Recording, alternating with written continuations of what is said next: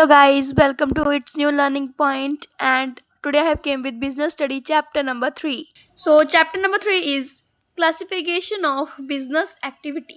जो business activities होती हैं उनके आगे कितने टाइप्स होते हैं, तो ये दो तरह में डिवाइडेड होती हैं, industry and commerce. Industry and commerce, इसमें हम इंडस्ट्री के भी आगे टाइप्स पढ़ेंगे और कॉमर्स में भी आगे टाइप्स पढ़ेंगे. तो पहले हम पढ़ते हैं इंडस्ट्री के बारे में.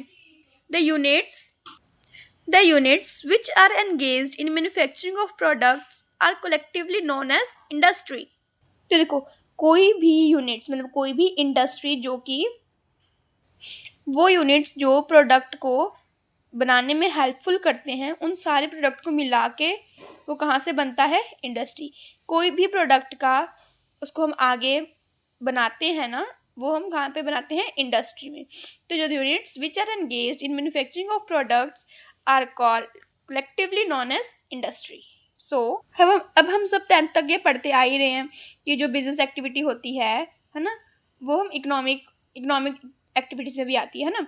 तो जो ये बिजनेस एक्टिविटी होती है, ये इंडस्ट्री से लेन देन होता है इसका. और जो इंडस्ट्री क्या करती है? रॉ मटेरियल को किस में कन्वर्ट करती है? फिनिश्ड गुड में. ही हम पढ़ते आ रहे हैं, तो यही चीज़ यहाँ पे भी कही हुई है. अब हमने 3 तरह की इंडस्ट्रीज पढ़नी है: primary industry, secondary industry, service industry. Service को हम टर्शरी भी कहते हैं, ये आप सबको ही पता है. सो प्राइमरी इंडस्ट्रीज वो इंडस्ट्रीज होती हैं जिसमें हम नेचुरल रिसोर्सेज को एक्सट्रैक्ट करते हैं या फिर उसका कोई आगे प्रोसीजर करते हैं. जैसे कि फार्मिंग आती है ना, इसमें mainly farming, animal husbandry, fishing, ये सब आती है प्राइमरी इंडस्ट्री में.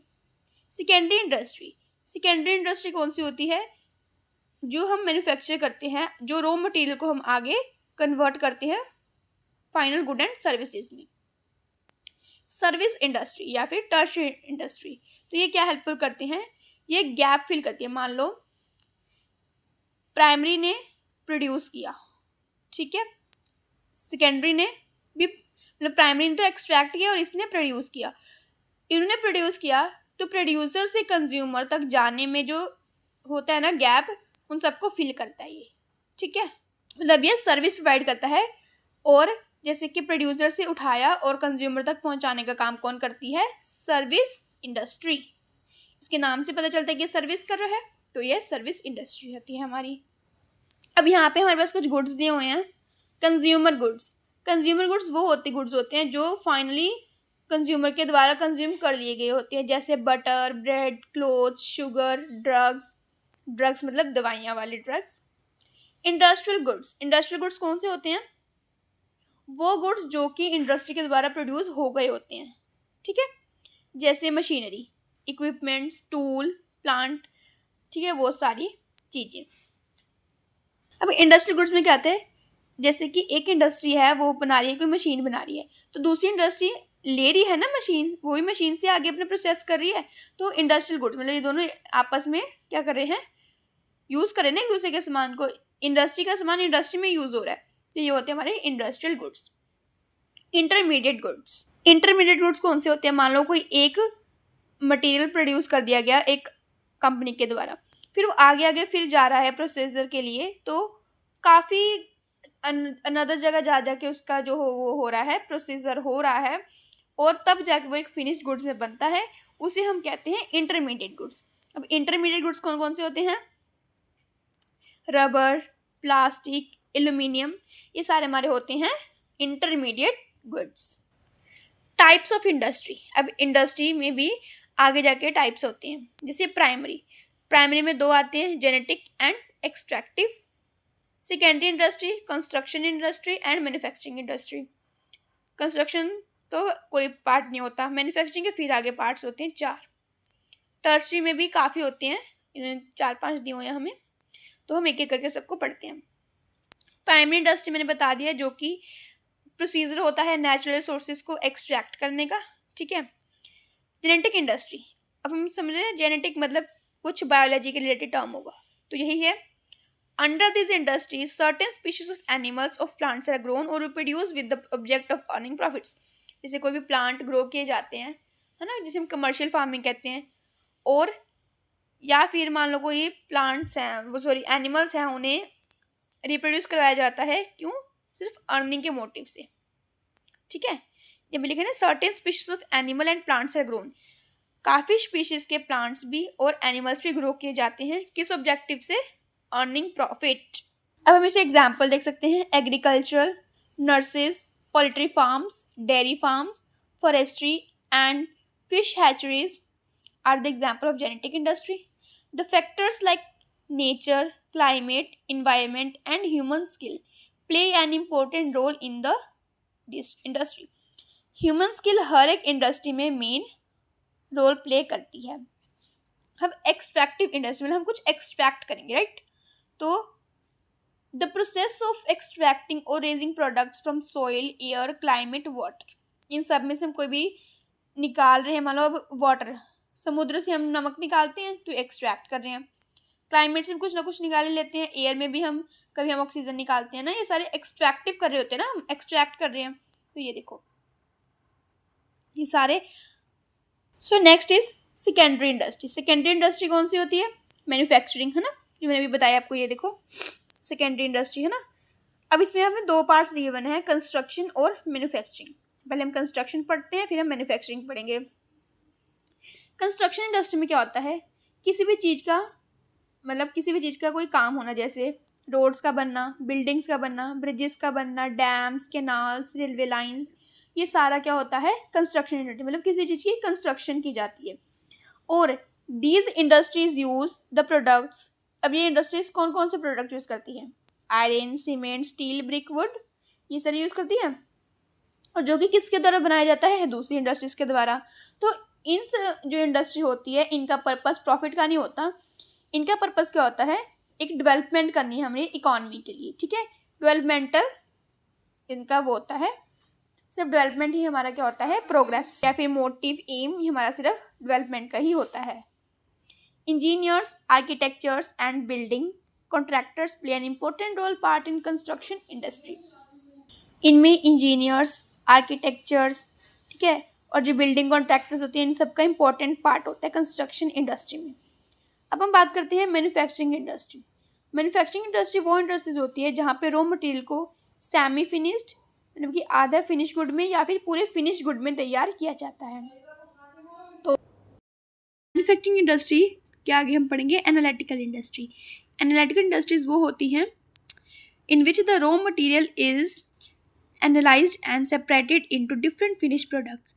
जो रॉ मटेरियल है उसे हम छोटे छोटे में फिनिश गुड्स में निकाल देते हैं, जैसे कि oil refinery industry, crude oil, gas, petrol, lubricating oil, ये सारा हमारा किस में प्रोड्यूस होता है, एनालिटिकल इंडस्ट्रीज में।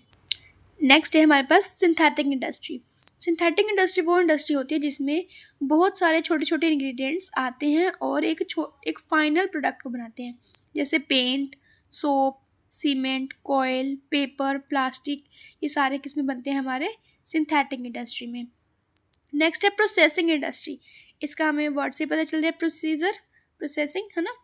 तो यहाँ पे जो एक प्रोडक्ट होता है वो डिफरेंट इंडस्ट्री में जाता है, वहाँ पे प्रोसेस होता है, फिर वो एक फाइनल प्रोडक्ट बनता है, उसे हम कहते हैं प्रोसेसिंग इंडस्ट्री। एग्जाम्पल दिखाती हूँ मैं आपको भी, ये देखो, जैसे टेक्सटाइल्स, शुगर, है ना।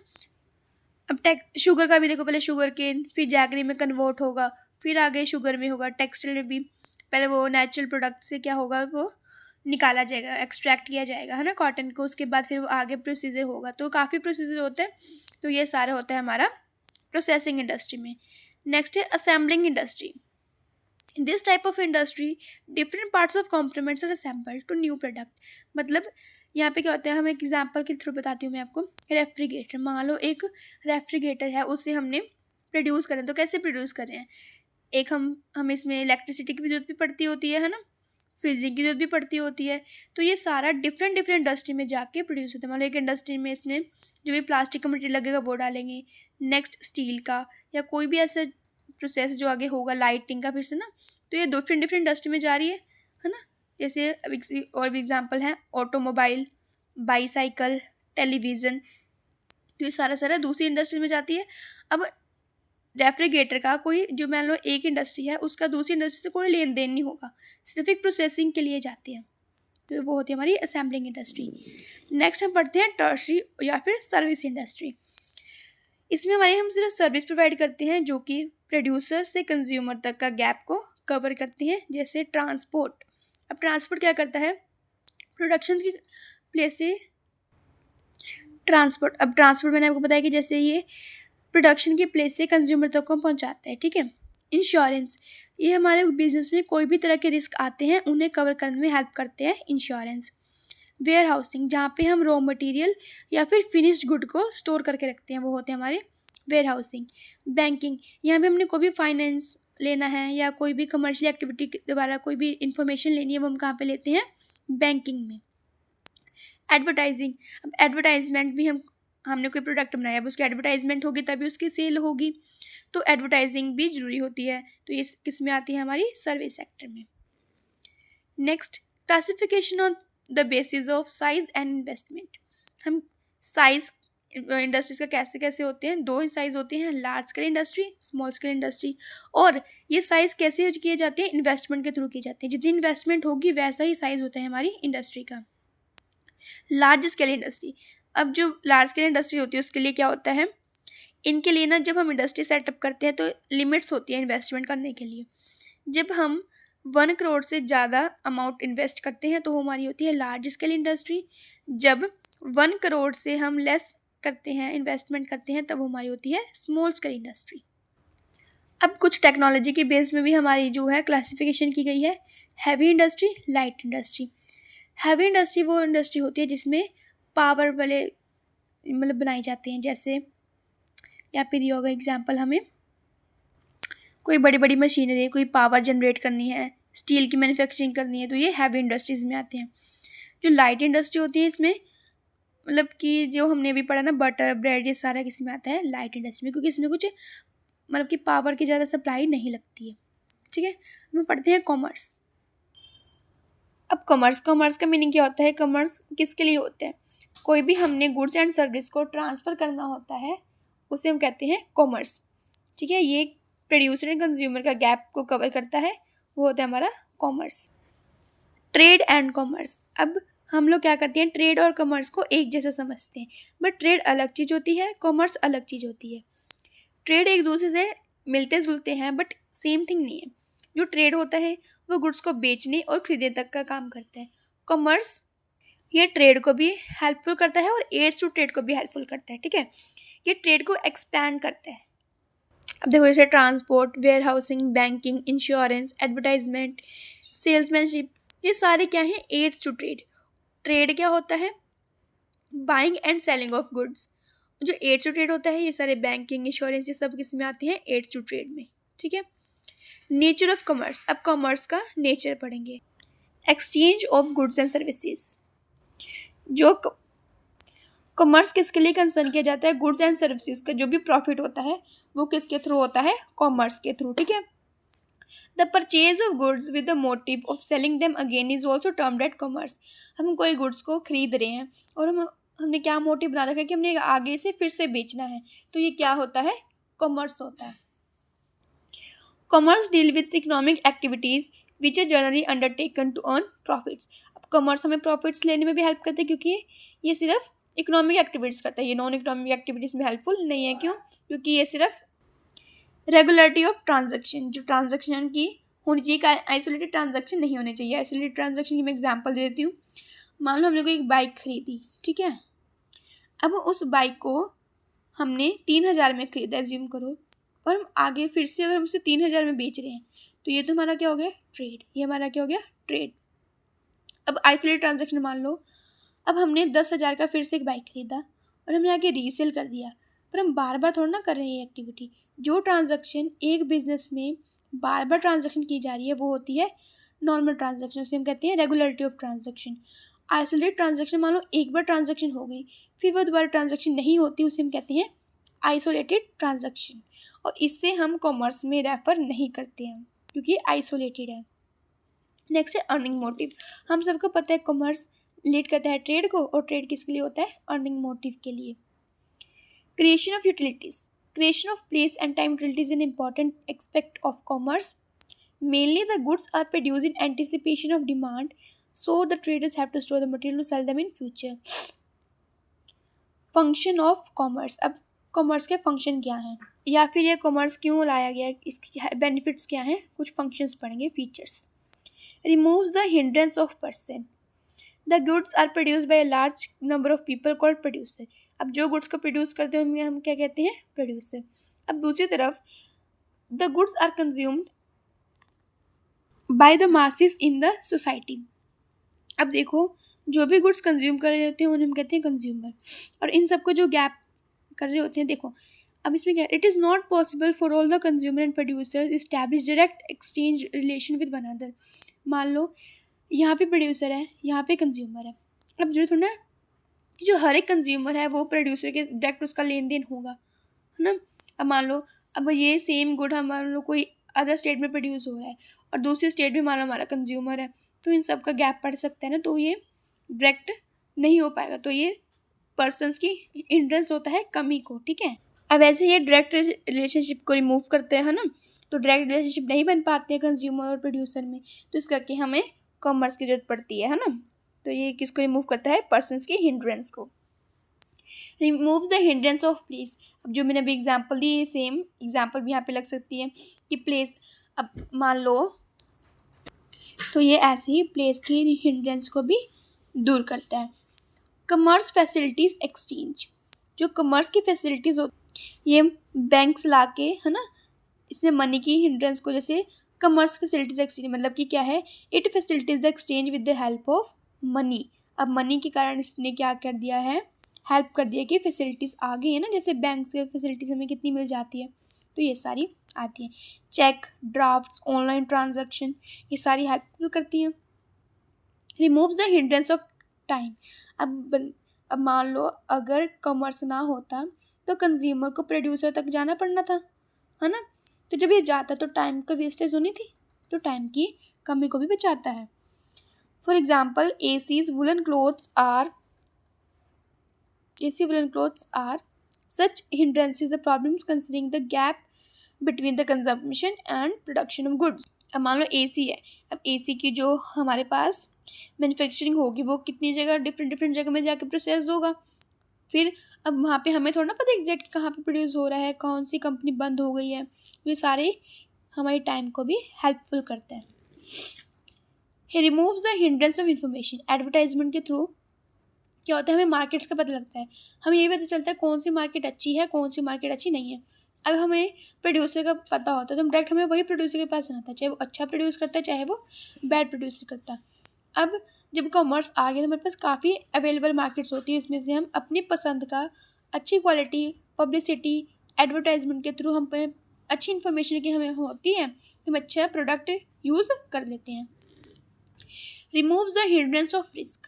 अब इससे क्या होगा, फायर का, एक्सीडेंट का, नेचुरल कैलेमिटीज़ के थ्रू जो हमारे लॉस हो जाता है उससे भी हम बच सकते हैं, तो इसमें रिस्क कम होता है. This risk result in huge losses to business. अब ये जो रीजंस होते हैं सारे क्या करते हैं, हमारे बिजनेस को लॉस पहुंचाते हैं. और अब जब हम इंश्योरेंस लेंगे तो इस रिस्क की भरपाई हो सकती है ना, तो ये किसके थ्रू हो सकती है, कॉमर्स के थ्रू. अब हम कॉम्पोनेंट्स ऑफ ट्रेड पढ़ेंगे. Trades aids to trades. अब ट्रेड 4 तरह में होते हैं, internal, external, wholesale, retail. Internal में 3 तरह के हैं, local, provincial, interstate. External trade में आते हैं import, export and report. Wholesale trade, retail trade. अब एड्स टू ट्रेड में है बैंकिंग, वेयर हाउसिंग, सारा, ठीक है, जो हमारा टर्शरी सेक्टर में आता है ना वही सारा आता है यहाँ पे. Classification of trade. Internal trade या फिर इसे हम होम ट्रेड भी कह देते हैं. मैं इसे एग्जाम्पल के थ्रू बताती हूँ. मान लो जलंधर में ट्रेड हो रहा है चंडीगढ़ के साथ, दिल्ली का ट्रेड हो रहा है मुंबई के साथ, ठीक है, ये जलंधर का ट्रेड अमृतसर से हो रहा है, तो ये क्या है हमारा होम ट्रेड. मतलब एक स्टेट के अंदर ही अंदर जो ट्रेड होती है हमें कहते हैं लोकल ट्रेड या इंटरनल ट्रेड, ठीक है. सेम यहाँ पे हम बात करेंगे local trade.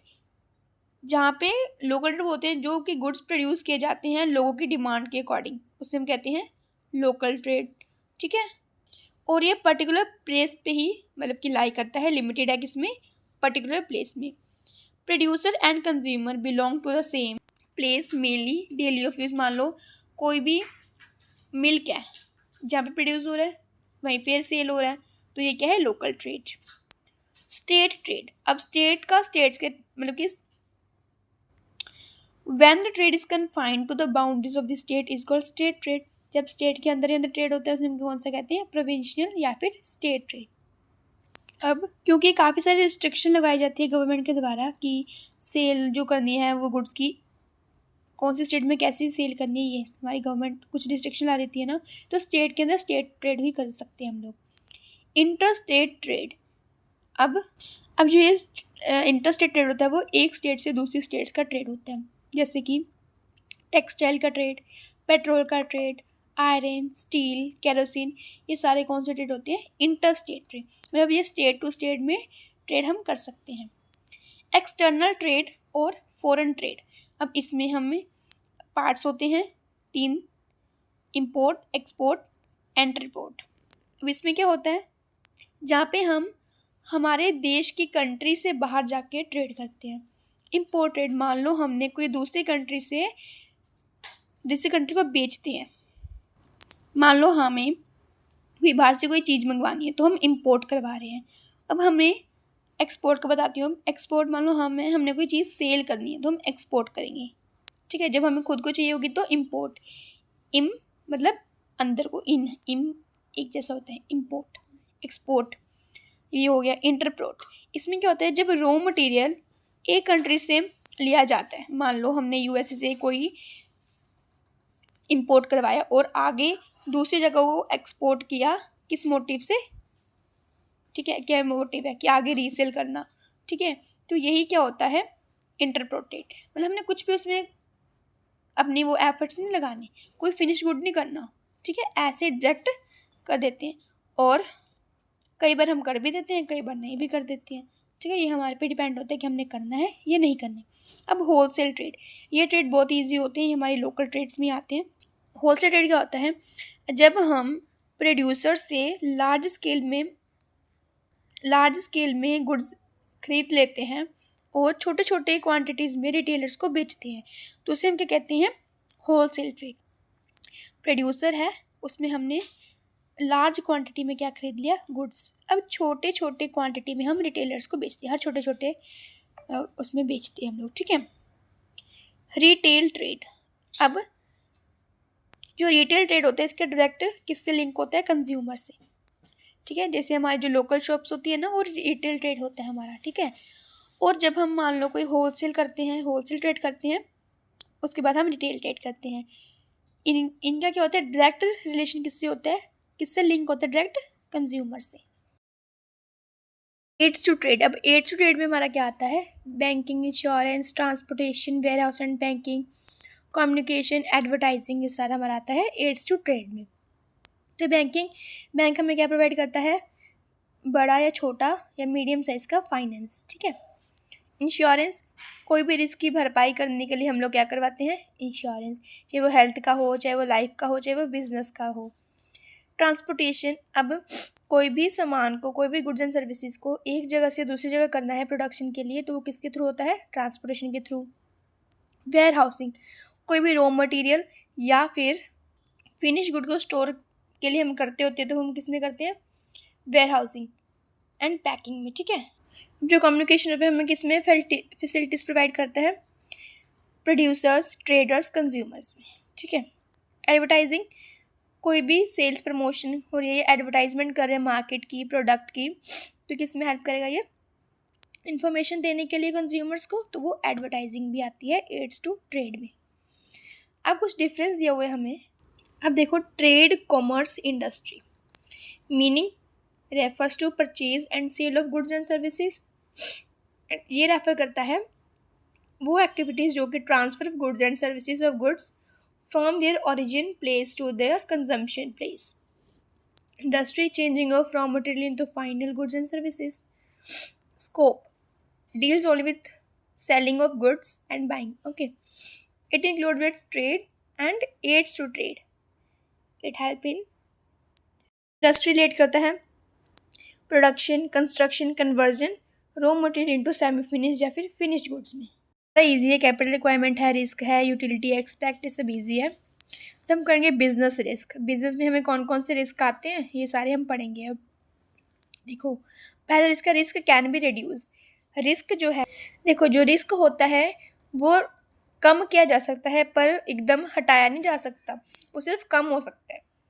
Risk is unavoidable. जो रिस्क होता है वो बिल्कुल भी अवॉइड करने वाला नहीं होता है। सेम बात है कि मिनिमाइज हो सकता है पर अवॉइडेड नहीं कर सकते हैं। More risk in new business. अब जो हम नए बिजनेस स्टार्ट करेंगे उसमें भी ज़्यादा रिस्क होगा। क्यों? हमें नहीं पता ना कि उसके लिए हम सबसे पहले प्रोडक्शन का प्रोसेस भी करना होगा, है ना, और हमें ये भी नहीं पता ना कि किस चीज़ की डिमांड होगी या किस चीज़ की, उन सब का हमें इंफॉर्मेशन चाहिए होगा। कुछ रॉ मटेरियल, लेबर, मशीनरी, ये सब चाहिए होता है ना। Risk varies with the amount of investment. जैसी अमाउंट होगी वैसे इन्वेस्टमेंट होगी। अब इंक्रीज, जब हम the investment increases with the increases and decrease with the decrease in investment. अब हम इन्वेस्टमेंट डिक्रीज है तो रिस्क भी डिक्रीज होगा, इन्वेस्टमेंट इंक्रीज है तो रिस्क भी इंक्रीज होगा। Profit is the reward of risk. अब मान लो रिस्क का है ना, तो रिस्क का रिवॉर्ड क्या होगा? Profit. Risk linked to situation of business, easy है, नेचर ऑफ बिजनेस सब इजी सही है। अब इसे पढ़ेंगे कॉजेज ऑफ बिजनेस रिस्क, मतलब कि जो बिजनेस रिस्क आते हैं वो क्यों आते हैं। पहले तो ये 5 तरह में होते हैं: physical, natural, human, economic, miscellaneous. Physical, wear and tear, मैकेनियन failures, lack of care, technological innovations. Natural, earthquakes, climatic reasons. Human, carelessness, wrong intention, dishonesty, lack of understanding. Economic, fluctuations in demand, increase in competition, changing economic condition, government policies, inefficient management. Physical causes, wear and tear। मान लो time की passage के साथ जो assets की मतलब कि amount में कम आ जाती है ना, वो किसके थ्रू आती है? Wear and tear. क्योंकि पासेज ऑफ टाइम जैसे कि फ्रूट्स, वेजिटेबल, ये सब की वेयर एंड टियर से क्या होता है? डेप्रिसिएशन हो जाता है, मतलब कि अमाउंट कम हो जाती है। मैकेनिकल फेल्ट, अब मान लो कोई भी एक मशीन है वो बंद कर जाती है या काम करनी बंद कर जाती है, क्यों? कोई टेक्निकल फेलियर के समय, या फिर कोई इसका स्पेयर पार्ट डैमेज हो जाता है, तो ये क्या होगा, है ना। और ये कुछ एम्प्लॉयर या वर्कर्स के थ्रू भी हो सकता है ना। तो ये किसके लिए? मैकेनिकल फेल्स भी बिजनेस रिस्क है। लैक ऑफ केयर, अगर हम उसकी अच्छे से केयर नहीं करेंगे तो क्या होगा? रिस्क आएगा। टेक्नोलॉजिकल इनोवेशन, अब नई नई इनोवेशंस आ रही हैं, है ना, तो अब पुरानी में इतनी मतलब हमें प्रॉफिटेबल नहीं हो रही है, तो टेक्निकल इनोवेशन भी हमारे बिजनेस रिस्क को लॉस कर रही है। बिजनेस रिस्क आ रहा है हमारे पास टेक्निकल इनोवेशंस के भी थ्रू, है ना, तो वो चीज़ मेंशन है। अब हम पढ़ेंगे नेचुरल कॉजेज। मान लो अर्थक्वेक आ जाता है, इसमें क्या करें? अब वो नेचुरली है, ठीक है। क्लाइमेटिक रीजन, मान लो कोई ड्रॉट आती है, स्टॉर्म्स आती हैं, लाइटनिंग होती है, ठीक है, एपिडेमिक्स आती है, इसमें कोई हमारी गलती थोड़ी ना है, वो तो नेचुरल है ना। ह्यूमन कॉजेज, अब जो ह्यूमन के थ्रू रिस्क आ सकती है वो होती है केयरलेसनेस, केयर नहीं हो सकती। रॉन्ग इंटेंशंस, मान लो अब लोगों को यही नहीं पता कि उसे यूज़ कैसे करना है, तो लोगों की इंटेंशन अच्छी नहीं है ना उसके थ्रू, तो ये क्या होगा? बिजनेस रिस्क होगा। डिसऑनेस्टी, डिसऑनेस्टी में क्या आएगा? मान लो उन्हें पता ही नहीं है कि प्रॉपर्टी को यूज़ कैसे करना है और वो गलत वे से यूज़ कर रहे हैं ना, तो क्या होगा? ये मिस एप्रोप्रिएट बिजनेस फंड में होते हैं, जैसे कि डिसऑनेस्टी में cause business risk. Lack of understanding, जब हमें कोई भी, अब मान लो अब ह्यूमन बीइंग के पास उतनी स्किल, नॉलेज, अंडरस्टैंडिंग नहीं है, तो ये क्या होगा? बिजनेस इसको लाएगा। अब उसके लिए सबसे पहले उसको सब कुछ माइंड में रखनी पड़ती है ना, कि कैसे काम करना है, किस प्रोसेस से करना है, प्रोडक्शन कैसे करनी है। अब उसके पास इतनी अंडरस्टैंडिंग ही नहीं है, तो क्या होगा? बिजनेस का में रिस्क आएगा ना। तो वही चीज़ है। इकोनॉमिक, फ्लक्चुएशंस इन डिमांड, मान लो हमने कोई जो प्रोडक्शन है वो अच्छी की, है ना, मान लो उसका डिमांड जो है वो कम हो गई या फिर प्राइसेस में फॉल हो गया, तो क्या होगा? ये इकोनॉमिक कॉजेज। इंक्रीजिंग कंपटीशन, मान लो सेम एक नई इंडस्ट्री खुल जाती है ना, तो क्या होगा? कंपटीशन होगा, कंपटीशन बढ़ जाता है। चेंज इकोनॉमिक कंडीशन, वही कि डिमांड बढ़ रही है या लो हो रही है, प्राइसेस अप जा रहे हैं, डाउन जा रही हैं, सारी किस्में आ जाती हैं हमारी इकोनॉमिक कंडीशंस में। मिसकेलेनियस कॉसेस, अब जो चीज़ें हमारे हाथ में नहीं होती, जैसे गवर्नमेंट पॉलिसीज़, मान लो EXIM policies, licensing policies, industrial policies, fiscal policy, monetary policy, अब ये सारी पॉलिसीज़ आ जाएंगी तो ये क्या हो जाएगी? हमारी बेफालतू का रिस्क हो जाएगा ना हमारी इंडस्ट्री में या हमारे ऊपर बिजनेस में। इनएफिशिएंट मैनेजमेंट, जब हमारा मैनेजमेंट अच्छा नहीं होगा तो क्या होगा? बिजनेस में प्रॉब्लम आएगी, है ना। Wastage of valuable economic source of the business, ये सारी वेस्टेज होगी हमारी। हमने सबसे पहले चीज़ों को मैनेज करेंगे तभी जाके हमारा बिजनेस रिस्क कम होगा। जब तक हम कोई भी चीज़ की मैनेजमेंट नहीं करते हैं, या फिर वो टाइम हो चाहे वो बिजनेस हो, हर एक चीज़ को मैनेजमेंट के थ्रू ही करना चाहिए। So by this our chapter is completed, and meet you in the next video. Thank you, and please, if you like my video, please like, subscribe, and have a wonderful comments on my channel. Thank you.